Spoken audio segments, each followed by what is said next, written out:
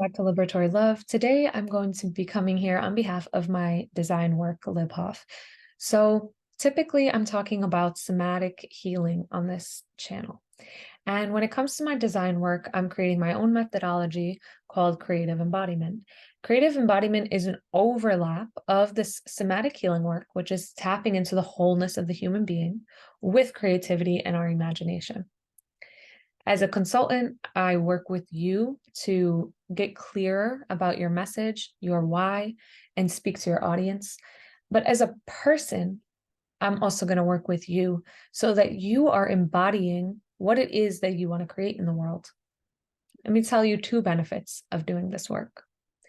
One is when we walk through the world with a large mission or idea, we hold two things, among others. One is the depth of joy, excitement, courage, wholeness, beauty, all these high vibe emotions that are driving why we're doing what we're doing.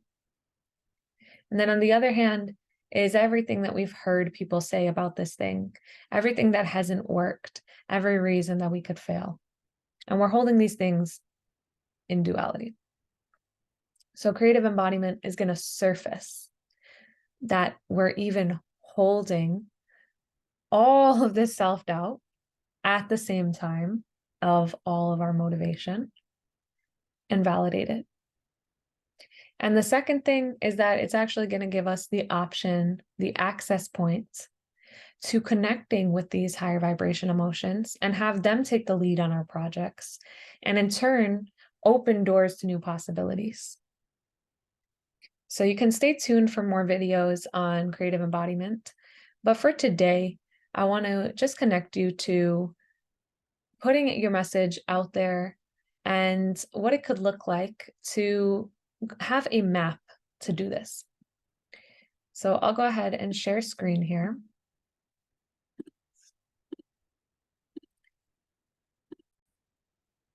So when it comes to me actually working on design, I've undergone a shift where I started to hate design. And I love design. I love crafting messages. And I couldn't figure out what it is, why I didn't want to design anymore. I knew I had gotten to a place of overwhelm, but I didn't know what was missing for myself. And for me, it was getting true to the fact that I want to work on world shifting work. I believe the world is radically changing, and I believe we contribute to that change. And on a subtle level, because I've gotten so much messaging that the world is just in an endless karmic cycle. That's how some places talk about it. Other places talk about it as we're just waiting on Christ to come back. There's lots of different types of excuses. Other places call it human nature and the nature of selfishness. All of these stories upon stories upon stories about pretty much the irredeemability of humans makes it such that when I'm pushing for or leaning into my belief that human beings are capable of radical change and the world is radically changing, that I become doubtful and reduce my message into something that I think I'll get paid for. So part of my shift as a designer is coming up, my creative embodiment is coming in touch with that resistance, that fear that I won't get clients, that I won't make money if I'm talking about the radical beliefs that I have, and then creating from that space. And so this is how my own shift in Libhoff is still my design company, but how me working with you on messaging even changed when I started doing embodiment work. And now the title of my messaging work, I didn't really have a title before. It was just abstract. It was loose. I would just take projects that came, is, at least for the time being, in the fall of 2023, is Mischief Managed, a play on, of course, the Martyr's Map in Harry Potter, the acknowledgements of essentially looking at the world from underneath.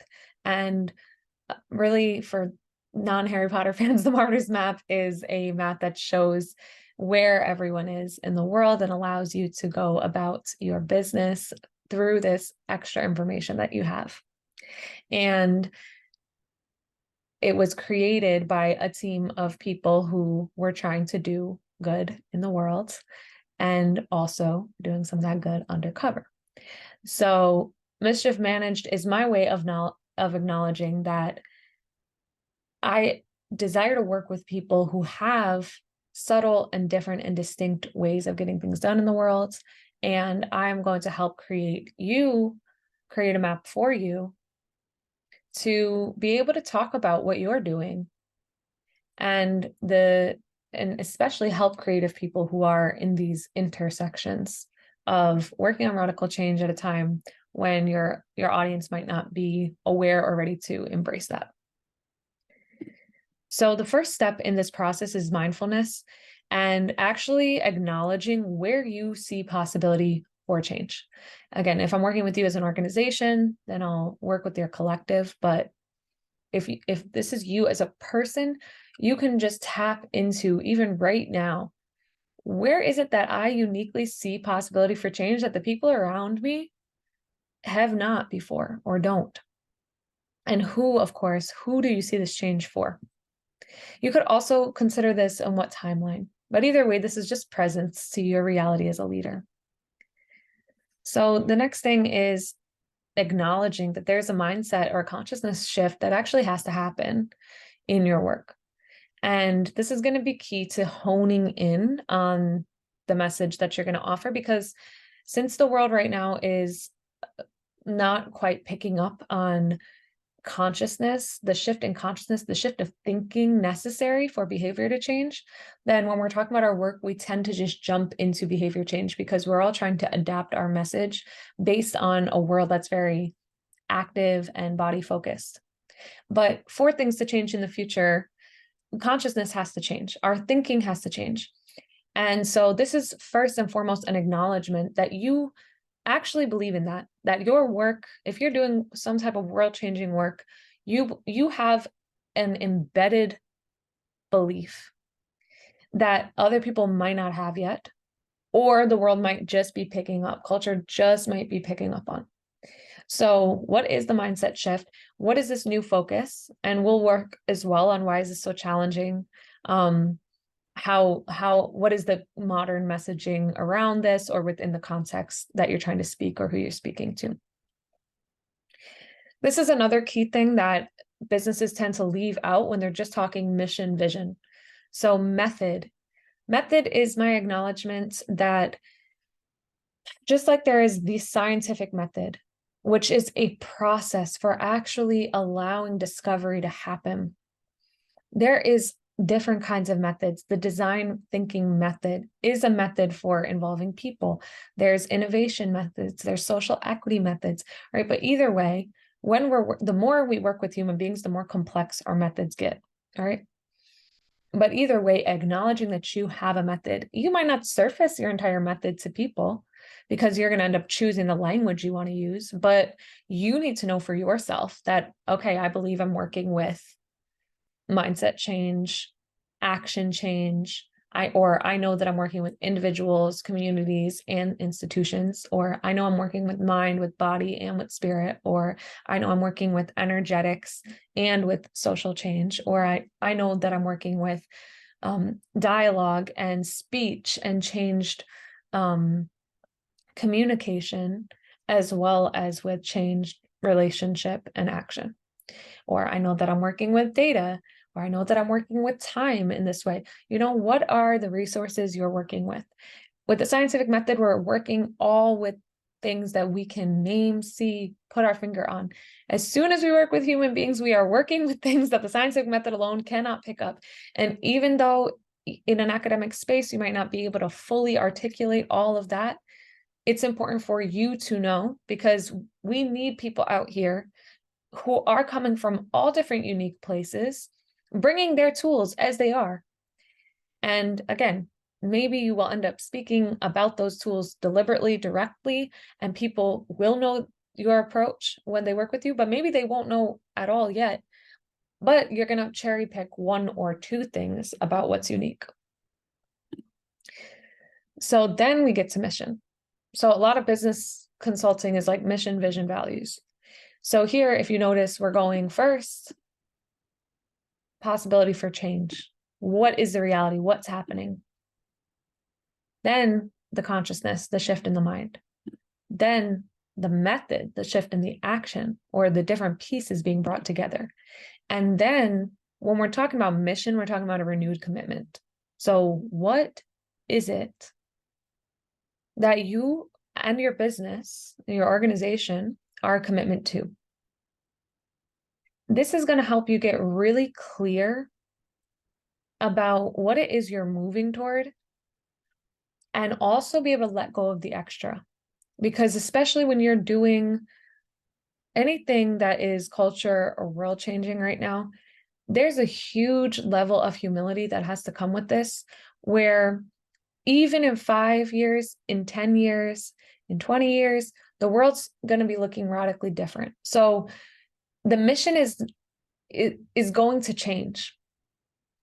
Who you serve and how you serve them is going to change based on things happening in the world and what resources are made available, how much AI is entering the market, and et cetera, et cetera, et cetera. But when you know what you're committed to in the world, you won't lose track, and you'll be able to adapt everything else based on that. And then with that, here's where your message comes. Your message is going to be a combination of all of these things, but it's going to be, if you think about, I just met someone new, what do I say? Your message is going to be directly connected to what, I feel like I just cursed someone by doing that move. Sorry. I was trying to talk about coming through the throat. What is the vision? What is the vision? What do you see? And why does it matter? When we work on this too, we'll work on the implications, longevity, timeline. What timeline are we working with here? Are you looking at the next 10 years? Are you looking at the next 50 years? Yes, when you go pitch to a traditional venture capital firm in the here and now, you might need to condense your timeline and talk about quarters and talk about years or your 3 or 5 year plan. But what do you know? You're committed to something in the world. Don't forget, you are committed to something in the world. So what is your timeline? What do you know that you want to work on as the world's going through all of these radical changes? What are you and your company going to be dedicated to year after year after year, day after day after day, when the winds blow and it's, try not to curse here, but shit goes down. So this is just a taster, but is your work meant to take us where we have never been before? If so, visit my website, libhoff.com.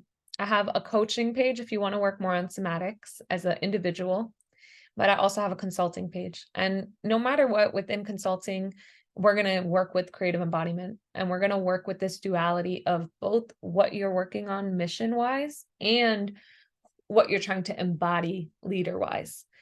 But either way, it's going to be some mischief to manage, because we're here to shake up things in the world. Go ahead and embark on that journey, and you'll have a free 30-minute consultation in there, and we can see if it makes sense to work together. Thank you so much.